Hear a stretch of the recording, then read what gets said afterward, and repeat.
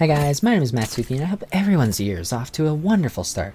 But unfortunately, today we're talking about supply drops. I didn't think I'd have to, but here we are. As of late, people are starting to grow fond of the supply drop systems as the current overpriced bundle shop grows rapidly.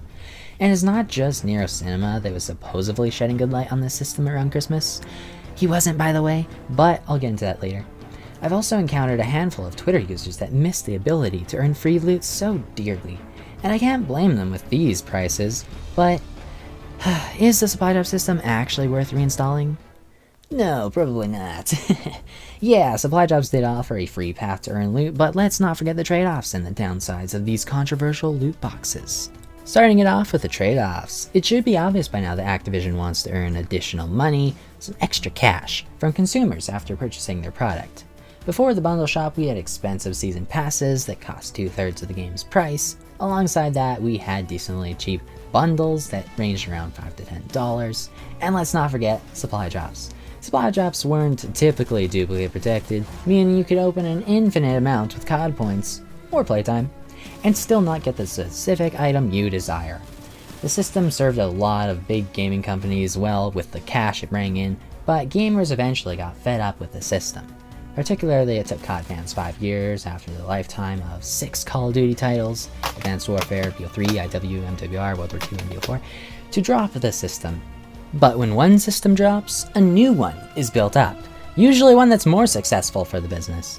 We lost supply drops, cheap cosmetics, and the expensive season passes for expensive store bundles, a $10 battle pass that you could recover all your COD points plus 300 additional COD points from, and most importantly, we got free DLC maps. This also meant that we were no longer splitting up the player base into separate servers.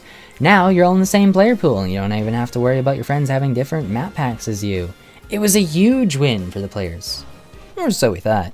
So far, the trade-offs that I've mentioned have definitely benefited the players on a consumer-friendly level.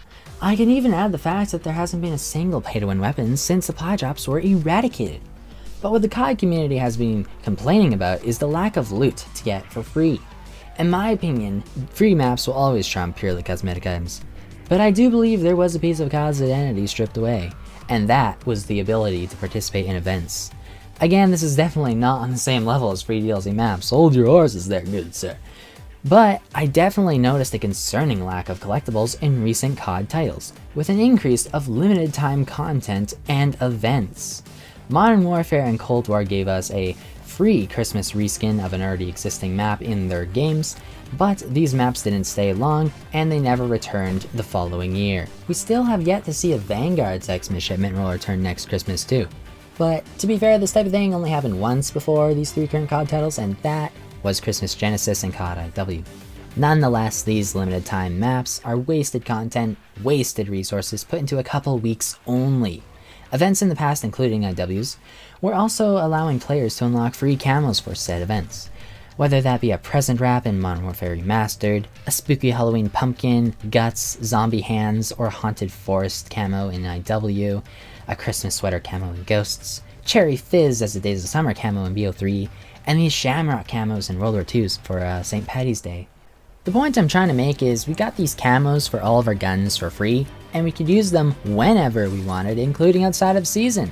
And yes, they were in supply drops too, but a few like Ghost's ugly sweater paint job, Modern Warfare Remastered's present wrap, and World War II's shamrock camos were either given straight up for free, or you could grind a collection for the camo using salvage.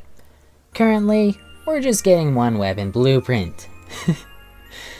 But yeah, I guess we're also getting charms too, which are nice. But there's also a bunch of emblems, stickers, calling cards that no one will use in a couple weeks. To me, it seems like the value of camos was just forgotten. Like, look at this one blueprint as it gets destroyed as I swap out attachments for others that I might potentially use. Yeah, this looks like a crappy gold camo. Seriously, what about this is gonna remind me of Christmas back in Vanguard in a couple years? Plus, we literally don't have DLC camos outside of CDL and IRL veteran donation packs since BO4, 3 years ago. So it should be obvious as to why people are feeling fatigued with the current bundle shop. Hi kid, want to participate in the Halloween event? We'll have 2,400 ton of points. 1/3 of the game's price, by the way. Matsuki, what about the Snowball Fight mode in Modern Warfare at Christmas, and the Krampus mode in Vanguard's Christmas event? I thought maps and gameplay meant more to you. Very observant, but where are those modes now? Limited time modes don't stay, and weapon variants in current Call of Duty force you to use that one gun with a very uncustomizable build. One change could ruin the whole aesthetic. But camos? They stay forever and are accessible on a wide variety of guns. So, supply drops are looking kinda good now, eh? Well, you're still wrong. Supply drops had buttloads of useless junk preventing you from getting the things you wanted, plus there are duplicates. Duplicates.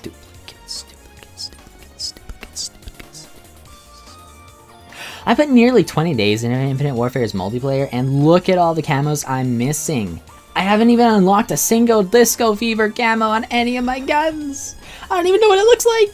Even Circuit Board, one of my favorite camos, was only on my pistols, and the pistols sucked in Infinite Warfare. But worst of all, supply drops ultimately had pay-to-win weapons. You know how I said free maps will always be better than free cosmetic loot, right? Well, that goes for weapons too, if not more. But that's just the absolute worst part about supply drops.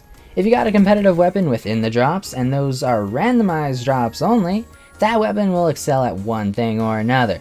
That very reason is why competitive weapons behind loot crates is the most predatory system in any game.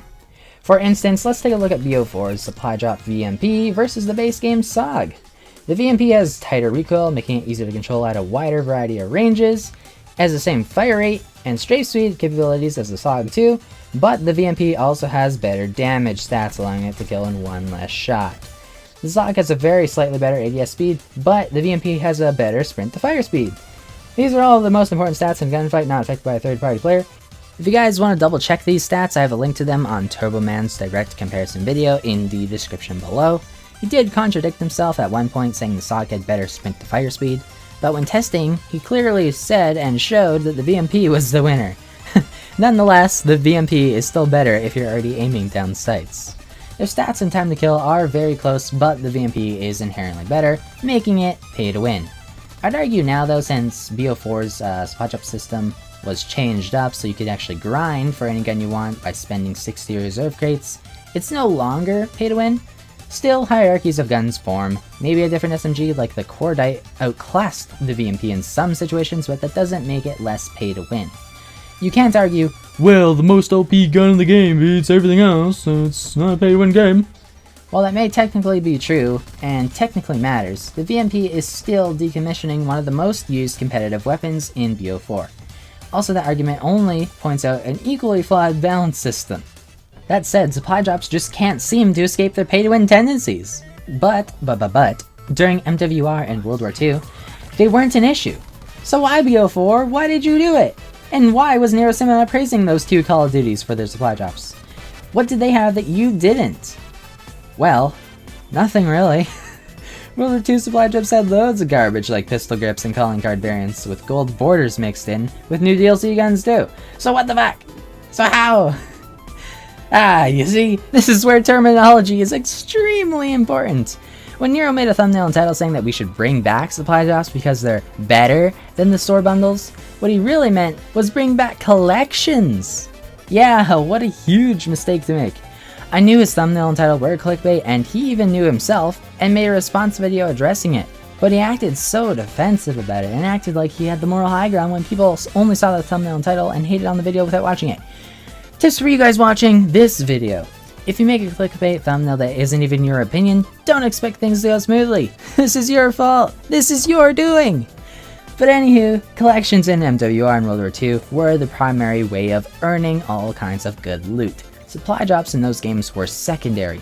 Also, using the correct terminology will let the developers know what the fuck we actually want. So don't go crying for the return of supply drops when you actually mean collections. Developers are not mind readers, be straightforward and kind. These people make the shoes, they're not decryptors for convoluted pairs of words that mean literally something else entirely.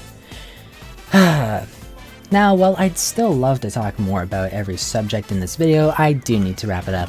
Personally, I don't think I need to own all the cosmetic items, for they don't affect gameplay in the slightest. However, the COD community's growing hunger for more free grindable loot should not go unnoticed. I highly advise devs to work on event camos instead of map variants that are thrown away like garbage. Free event camos offer that feeling of participation fans desire. On top of that, why not make the first DLC map into a snowy Christmas themed map instead of creating a half-assed Xmas Nuketown, or all the effort that was put into Xmas docks in Modern Warfare? It was wasted. Make a map like Drift from Advanced Warfare that'll stay all year round. No scrapped assets, and it's a holiday themed map. Like, win-win. I don't believe supply drops systems will ever be handled correctly either. I thought Activision learned their lesson at Advanced Warfare the BO3, but clearly they didn't with BO4, like 3 years later. Anywho, I hope you all enjoyed this long rant and learned something. If you enjoyed, a like rating is the easiest way to show your appreciation, and it helps out the channel. I hope you all have a great day, and peace out, homies.